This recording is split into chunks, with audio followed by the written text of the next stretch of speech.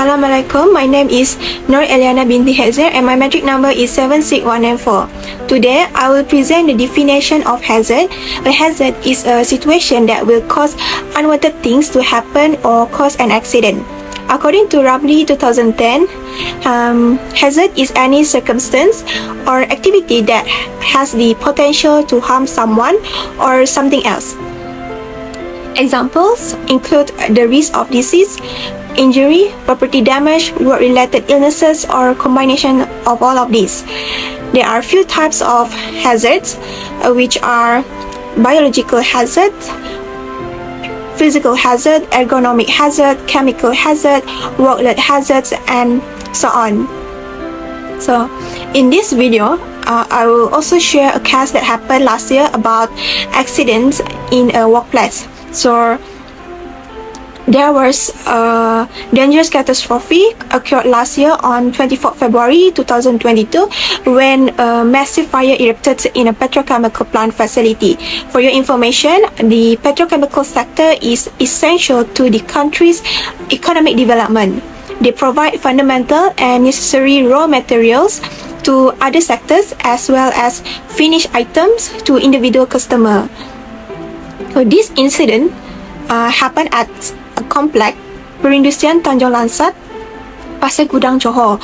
So this hazardous event occurred due to two cement tanks exploding, which caused further damage to the tanks. So in this incident, one victim shattered his left leg after attempting to leap from the building to try to save his life, while two workers were reported to suffer burns on their hands. So the victims were all sent to Pasir Gudang Penawa Hospital for additional care and treatment. Assalamualaikum. My name is Nolailatul Khomariah binti Chanda. My metric number is 77427.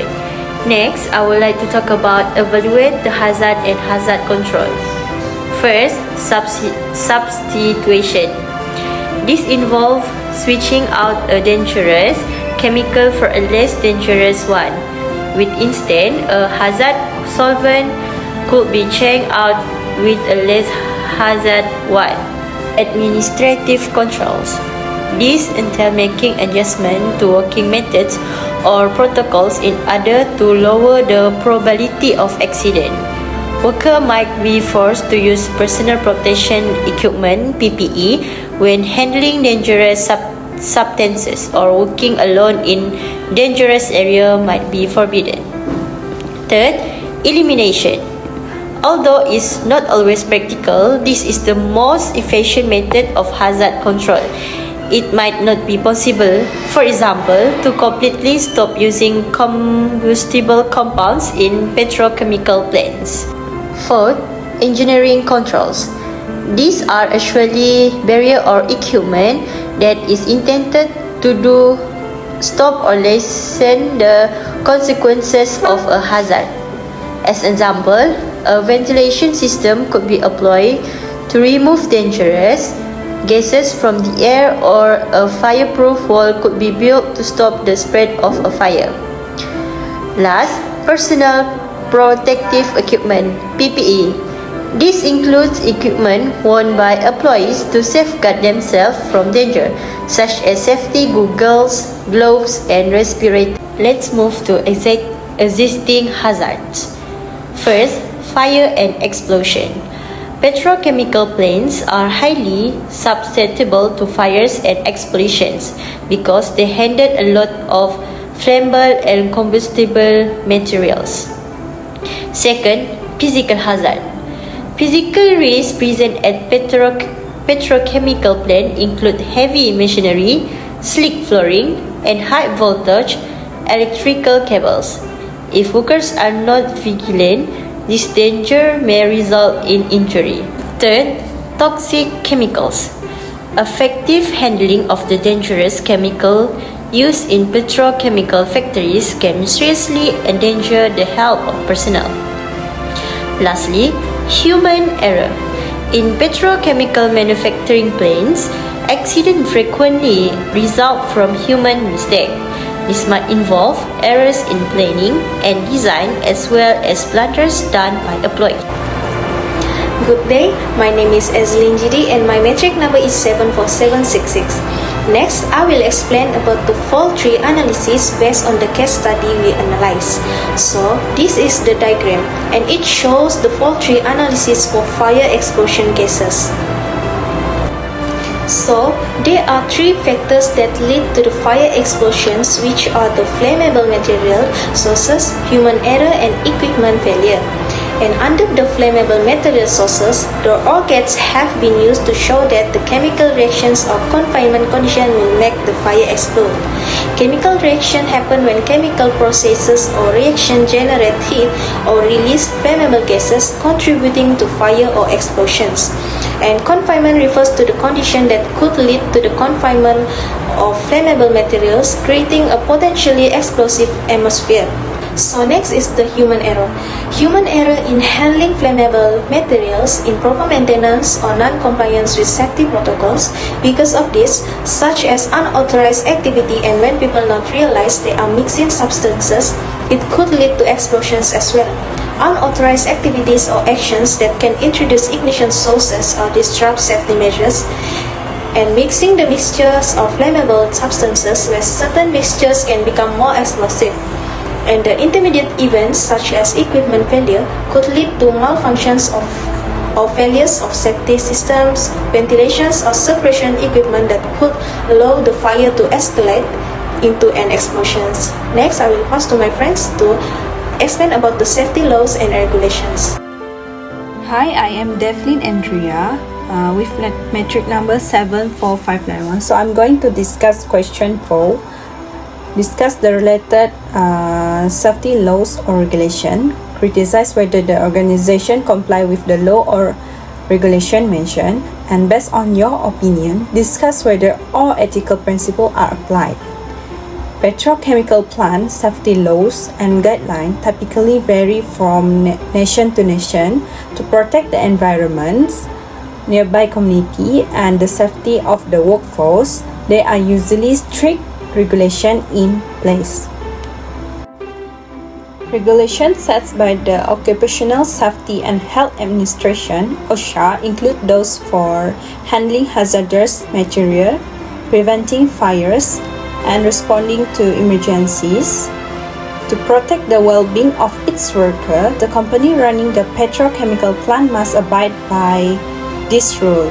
OSHA regulation not being followed would show a lack of commitment to safety.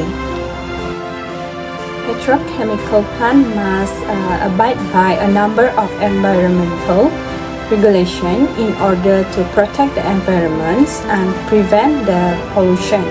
This could include standards for managing waste, preventing spilling, and air quality. To reduce the negative effect of plant operation on the environment, compliance with this law is essential. Failure to comply implies disregard for morality and environment protection. Next is local zoning and planning laws. This law defines the permitted location for industry facilities such as petrochemical plants and the security precaution that must be taken to safeguard the community's area. In order to comply with this rule, you will need to keep safe distance from residential area and take precautions to reduce risks. Failure to comply could endanger neighboring communities and show lack of moral responsibilities. It is challenging to determine whether the organization complied with the safety laws and regulations based on the scanned information provided. The emergence of large fires and the thick black smoke it produced, however, indicate that inadequate safety precautions were taken or followed. If this were the case, it would cast doubt on the company dedication to safety and moral standard. Prioritizing safety above all else is essential when dealing with risky industry like petrochemical plants. Organization must follow all necessary safety measures in order to avoid mishap, safeguard the health and safety of their workers, and cause a little damage as possible to the environment and the communities in which they operate. Any disregard for safety laws and rules is an indication of a lack of ethical responsibilities.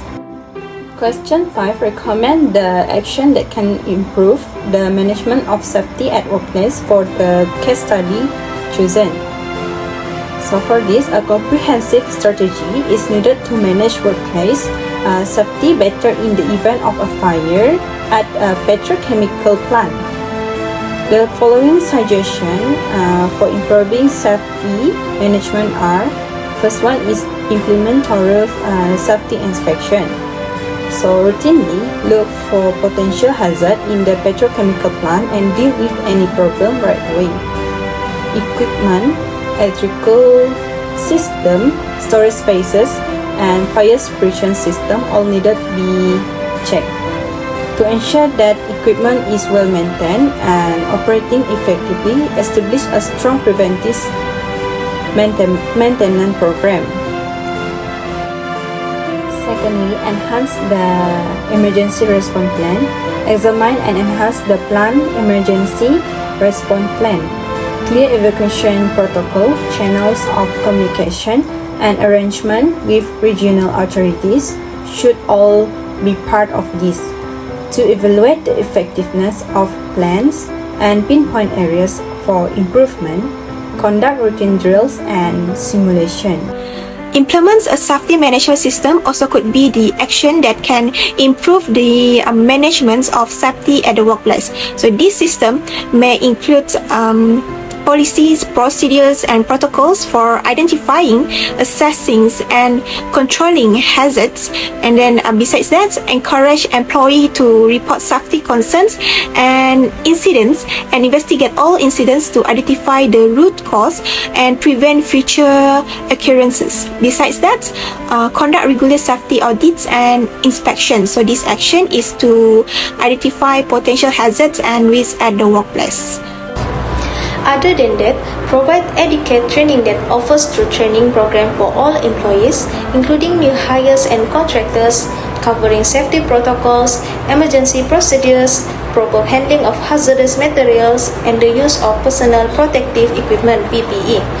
Regular refresher training should be conducted to reinforce safe practices. Additionally, it is important to encourage employees to report hazard and speak up if they see something unsafe.